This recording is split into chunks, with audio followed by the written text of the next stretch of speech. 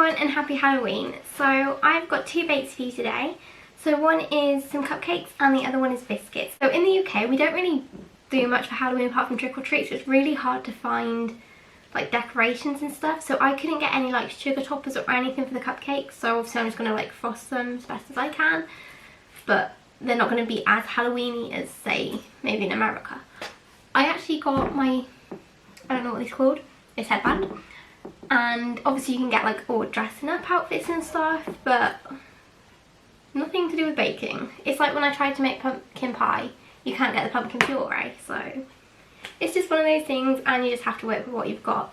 So first thing I'm going to do is make some cupcakes. These are vanilla cupcakes, and then I have got some green and some orange food colouring, so hopefully it should colour it okay, but it's me, I've never done this before. Obviously I make cakes, but I've never like coloured it apart from with cocoa powder, so we shall go with it. If I pull this forward, both of these recipes I'm pretty sure are both from BBC Good Food, so I've adapted the ingredients amount to suit me, so I'll tell you what I'm using, and then obviously you can check out their full site for the full recipe if there's more of you that are eating them. It's 90 grams of butter.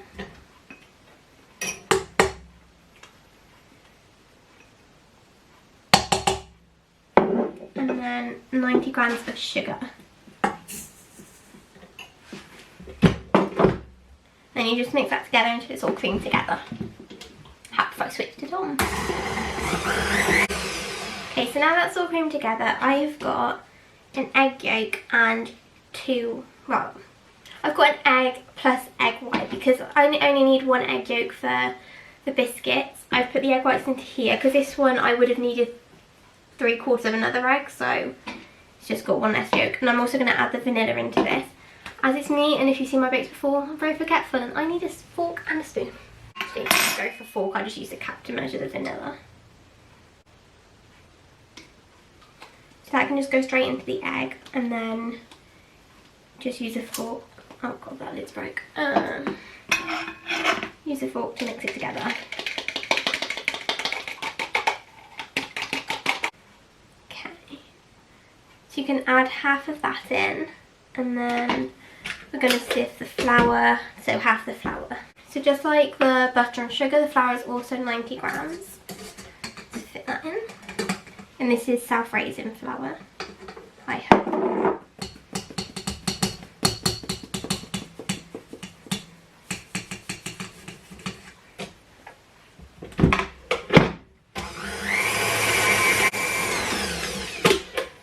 So just use a spatula to go around the edge, make sure the bowl's clean.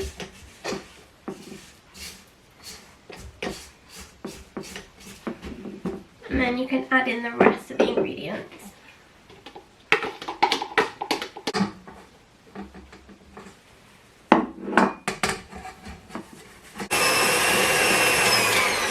Turn that off first. Okay, so I just scrape the bowl because all the flour's floating to the side.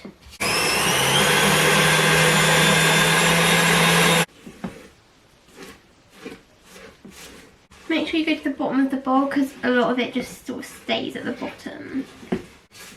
These look so good.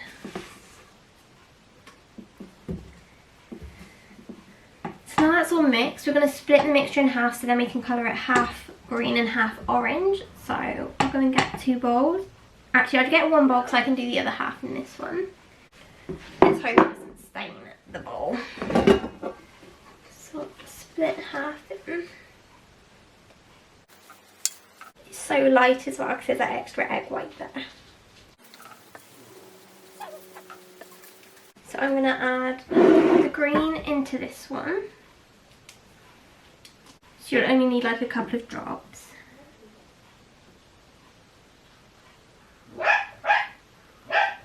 And it's not a video without my dog barking. So I've got the green drops in there.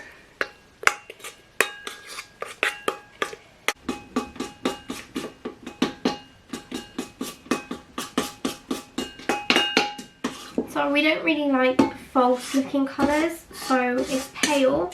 Obviously you can add as much or as little as you like, but bear in mind it can make it taste a bit odd sometimes. So I'm going to stick mine with being green. Don't know if you can see. So obviously it's like a pale green. So I'm going to leave those spoons because they're the ones I'm going to spoon it into the cake cases with. And then for this one it's orange. Obviously try not to get it on your clothes as well because it stains, and I shouldn't wear a white top. Ah, this one I got a cut.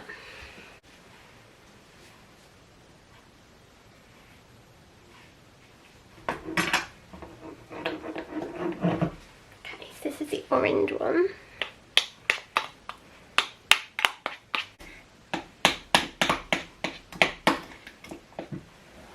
The orange one done. This one looks just like a pumpkin sort of colour, just a bit paler. So I've got my cake cases, so I've already lined the tray, which is good for me to actually remember to do that.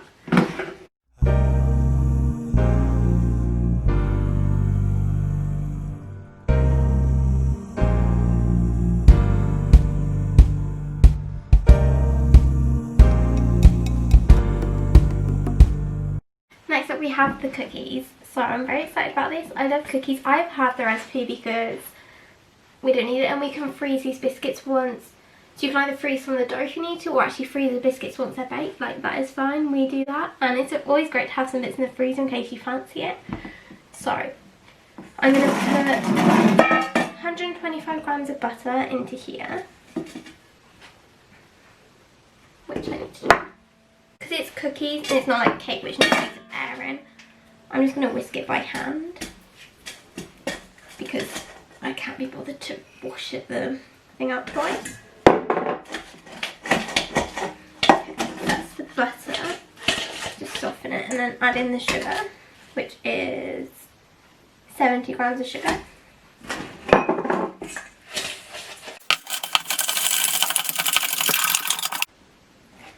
So I've creamed it together. That just fell. You're gonna add in the egg yolk. There it goes. And then you're gonna sieve in all the flour. Just not like the cake where you have to do it like twice. You also need to add in the vanilla.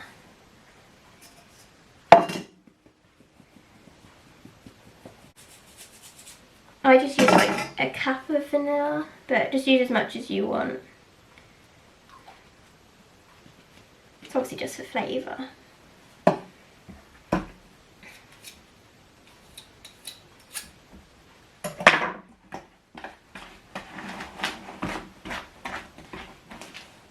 I'm going to use a spoon. Why I use a whisk, I don't know. Okay, so I carried on stirring it and now forms a ball. So I'm going to chill that for 15 to 20 minutes. Then it's all ready to roll out and use the cutters. And I can't wait to show you what cutters I've got. I've got my dough that's chilled. So it's come together really nice. I just put some flour onto the surface. Show you in a minute. And I've got witch's hat, a bat, and... Okay, so this is an Easter egg, but hopefully on its side, and I can reshape the cookie a bit, or the biscuit, it's going to look like a pumpkin, because I have where is it? I have got a cobwebs imprint, so I can emboss it so I can press it on. Cupcakes are cooking, so the background noise is the oven, but I need a rolling pin. So I'm just going to roll it out and cut it out, and then you can see all these nice shapes.